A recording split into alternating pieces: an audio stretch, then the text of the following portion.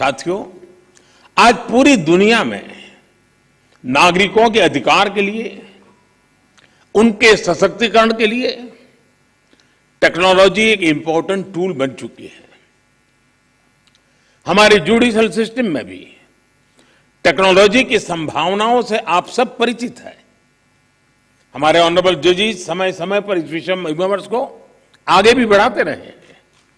भारत सरकार भी judicial system में टेक्नोलॉजी की संभावनाओं को डिजिटल इंडिया मिशन का एक जरूरी हिस्सा मानती है।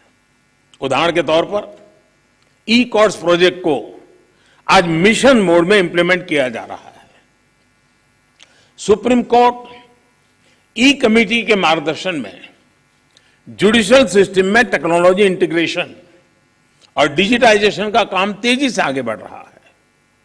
मैं यहां उपस्थित सभी मुख्यमंत्रियों और हाईकोर्ट के सभी चीफ जस्टिस से भी आग्रह करूंगा कि इस अभियान को विशेष महत्व दें, इसे आगे बढ़ाएं।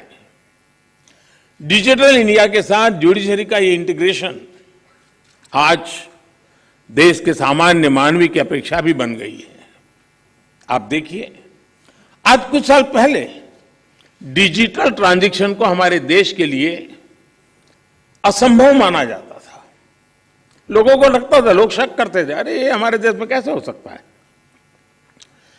और ये भी सोचा जाता है इसका स्कोप केवल शहरों तक ही सीमित रह सकता है, उससे आगे बढ़ नहीं सकता है।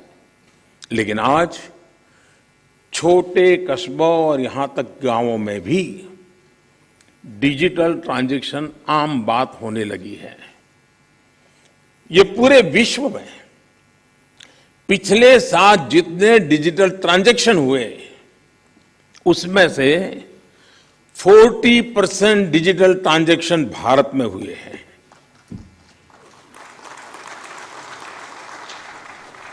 सरकार से जुड़ी वो सेवाएं जिनके लिए पहले नागरिकों को महीनों ऑफिसेज के चक्कर काटने पड़ते थे, वो अब मोबाइल पर अवेलेबल हो रही है। ऐसे में स्वाभाविक है जिस नागरिक को सेवाएं और सुविधाएं ऑनलाइन उपलब्ध हो रही हैं, वो न्याय के अधिकार को लेकर भी वैसे ही अपेक्षाएं करेगा।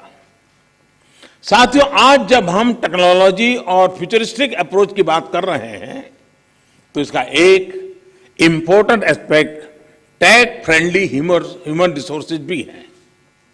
टेक्नोलॉजी आज युवाओं के जीवन का स्वाभाविक हिस्सा है। यह हमें सुनिश्चित करना है कि युवाओं की एक्सपर्टाइज, उनकी प्रोफेशनल स्ट्रेंथ कैसे बने।